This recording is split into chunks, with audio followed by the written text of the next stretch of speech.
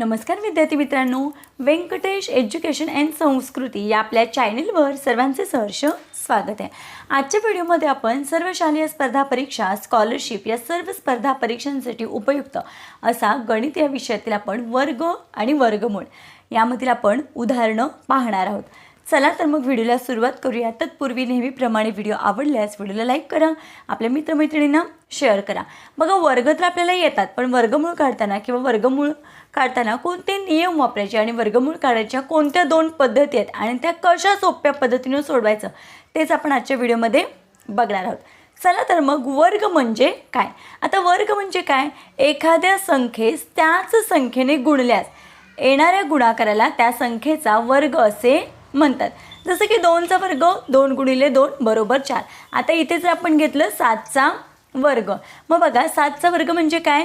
7चाच 2 वेळा गुणाकार, हा बेस असतो, म्हणजे हा पाया असतो आणि हा घातांक असतो। मग त्यालाच आपण तो 2 असल्यावर वर्ग म्हणतो, 3 असल्यावर घन म्हणतो।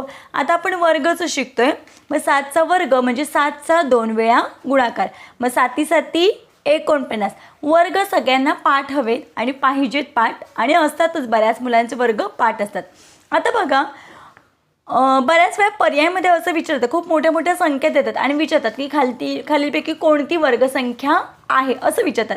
मग प्रत्येकाचा आपण वर्गमूळ काढत बसायचं का किंवा वर्ग काढत बसायचं का? नाही, मग ते ट्रिक वापरायची आपल्याला।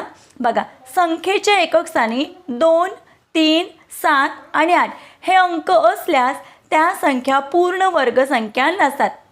मग बघा, त्या पर्यायांमध्ये आपण बघायचं की संख्येच्या एकक स्थानी जर 2, 3, 7, 8 हे जर अंक असतील तर ती वर्गसंख्या नाही, म्हणजे पूर्ण वर्गसंख्या नाही, त्याच्यामुळे तो पर्याय कॅन्सल करायचा। मग वर्गसंख्या कशा ओळखायच्या न काढता? तर बघा, संख्येच्या एकक स्थानी 0, 1, 4, 5, 6 आणि 9 हे अंक असल्यास ती संख्या पूर्ण वर्गसंख्या असू शकते।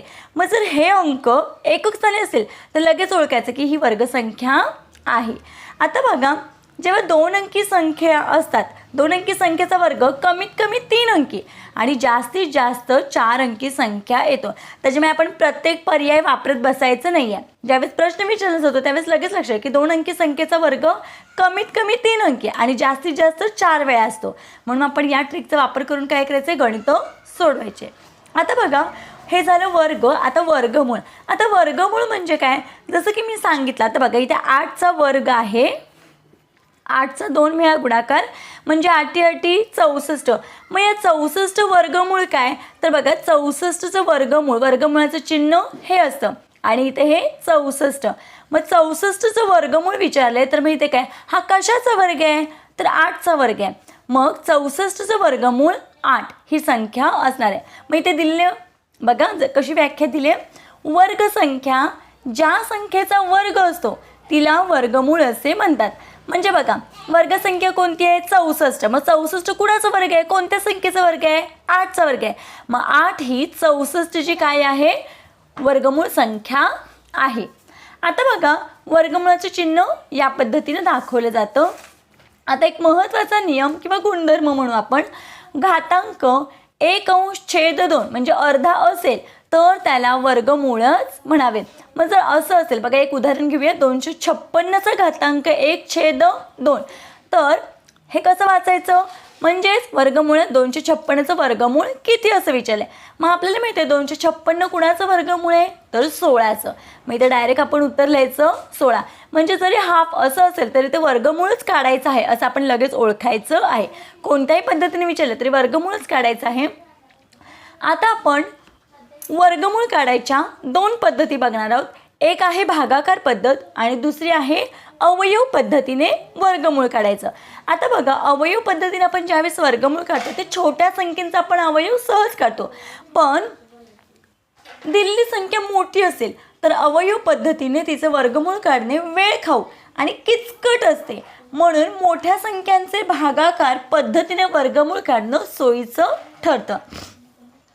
आता बघा, इथे आपण एक गणित घेतले, आपण भागाकार पद्धतीने कसं वर्गमूळ काढायचं ते बघणार आहोत। आता बघा, संख्या आहे 9409, या संख्येचं आपल्याला वर्गमूळ काढायचा आहे. मग आता इथे काय करायचं बघा, या दोघांचा ग्रुप करायचा, इकडून हे 2 आणि इकडून हे 2, दोघांचा ग्रुप केला. आता इथे 94 आहे. मग 94च्या जवळची वर्गसंख्या कोणती? मग बघा 7 7 49, 8 8 64, लहान आहे खूप. 9 9 81, बघा 9चा वर्ग 81 आणि 10चा वर्ग किती? 100. मग 81 ते 100च्या मध्ये 94 ही संख्या बसते. मग मोठी घेऊन चालणार नाही, म्हणून मग छोटी घ्यायची. मग कुणाच्या 81 योग्य आहे. मग कितीचा वर्ग आहे? तर 9चा. म्हणून आपण इथे काय लिहायचं आहे? 9 9 आणि इथे लिहायचं आहे 81. ही रेष याच पद्धतीने खाली ओढायची, यांची काय करायची? वजाबाकी करायची. मग 94 मधून जर 81 गेले तर बाकी किती राहते? 4तून 1 गेला 3, 9तून 8 गेला 1 राहिला. आता बघा इथे आपण 9 हे केलेत, मग इथे जे 9ने भाग घालवला आहे तोच 9 आपल्याला इथे ॲड करायचा आहे. मग 9 अधिक 9 यांची बेरीज करायची. मग आले इथे उत्तर 18. का बरं इथे आपल्याला करायचं? कारण आपल्याला इथे अजून ह्यांचा म्हणजे जी पुढे संख्या उतरवून घेणार आहोत त्याला भाग घालवायचा आहे, म्हणून आपण इथे हाच 9 लिहून घेतलेला आहे. यांची बेरीज केली म्हणजे ह्या 18ला आपण काय म्हणायचं? तर 18 हा शोधक भाजक आहे. काय म्हणायचं या संख्येला? शोधक भाजक. कारण आपल्याला याच्यामुळे तर ही उरलेल्या संख्येचं काय करणार आहे? म्हणजे भाग जाणार आहे. आता मला सांगा 13 उरलं, बरोबर आहे. वरून आपण हा 0 खाली घेतला.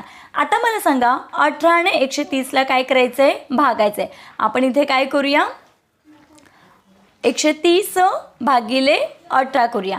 मग बघा या दोन्ही संख्या आपल्याला इथे खाली घ्यायच्या आहेत. आता ही 2 अंकी संख्या आधी आपण या 3 अंकीला भाग घालूया. मग इथे आपल्याला एक अंक शोधायचा, पण तो कोणता शोधायचा? मग प्रत्येक अंक ठेवून गुणाकार करायचा का? नाही. मग काय करायचं आहे? आधी 18ने आपण 130ला भागूया. मग बघा 18ने 130ला भागलं तर 18 7 100,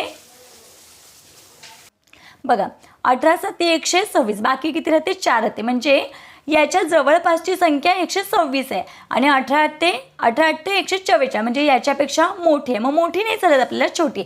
मग इथे कधी आपण ठेवल्यावर 60 ठेवल्यावर. मग जर इथे आपण 60 ठेवले, मग 187 म्हणजे 18वर जर आपण 60 ठेवले तर इथे पण आपल्याला काय ठेवायचं आहे? 7च ठेवायचं आहे. मग 187 गुणिले 7, बघा इथे आपण करूया 187 गुणिले 7.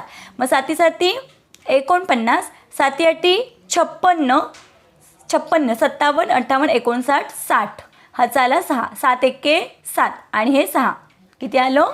1309. बघा तीच संख्या आहे. मग 187 गुणिले 7 बरोबर किती?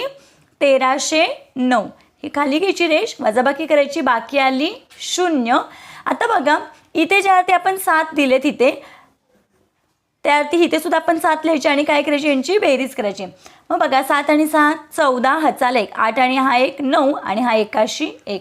मग आपले उत्तर बघा पूर्ण भागाकार, बाकी पूर्ण 0 आलेले आहे. मग आपलं उत्तर किती आले? तर 97. म्हणजेच 9409 ही संख्या 97चा वर्ग आहे.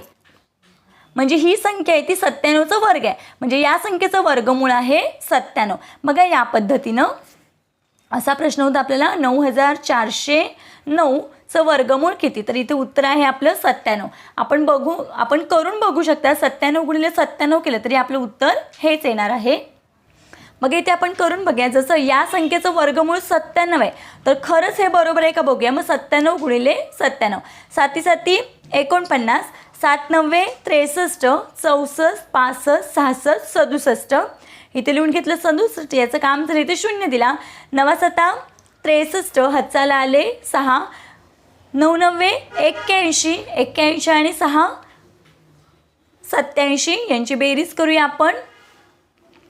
मग बघा 9 अधिक 0 9, 7 आणि 3 10, हातचाला 1, हे 6 आणि हा 1 7 आणि हे 7 14, हातचाला 1 8 आणि हा 1 9, बरोबर आलेलं आहे. म्हणजे 97चा वर्ग आहे 9409. म्हणजे बघा आपण भागाकार पद्धतीनं लगेच 2 मिनिटात हे उत्तर काढलेलं आहे. आता आपण भागाकार पद्धतीनं वर्गमूळ कसं काढायचं ते बघितलं. आता अवयव पद्धतीनं वर्गमूळ कसं काढायचं ते बघूया. आता बघा 2025चं अवयव पद्धतीनं वर्गमूळ कसं काढायचं. आता बघा इथे आपण अवयव काढताना या पद्धतीनंच हे करतो. इथे संख्या कोणती आहे, एकक आणि 5 आहे, त्याच्यामुळे ही समसंख्या नाही आहे, विषम संख्या आहे, त्याच्यामुळे ह्याला विषम संख्येनेच भाग घालवावा लागेल, एक तर 3ने, 5ने किंवा 7ने. मग आधी 3ने जातोय का आपण बघूया. मग बघा 3च्या पड्यामध्ये काही 20 नाही आहेत, मग 3 सक 18. बघा 3 सक 18, इथे 2 राहिले, 18 19 20, इथे 2 22. मग 3 7 21, परत इथे 1 राहिला, 3 5 15, 3 5 15. मग बरोबर किती आलं इथे 675. आता इथे परत 5 आलेत म्हणून आपण परत 3नेच भाग घालूया.